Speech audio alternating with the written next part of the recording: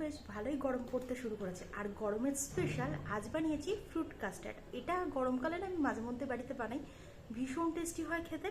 আর গরমকালে যখন ঠান্ডা ঠান্ডা কিছু খেতে ইচ্ছা করে তখন এই ধরনের ফ্রুট কাস্টার্ড যদি থাকে তাহলে আর অন্য কিন্তু কিচ্ছু লাগে না।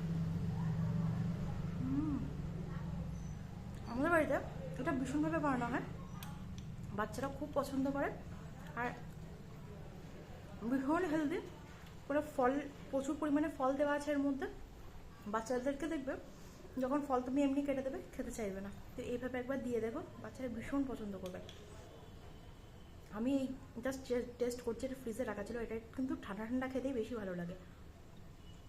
আর তোমরা কারা ফ্রুট কাস্টার্ড, সরি, তোমরা কারা ফ্রুট কাস্টার্ড খেতে পছন্দ করো অবশ্যই কিন্তু কমেন্টে জানিও। কেমন লাগছে রে? হেভি, দারুণ আছে।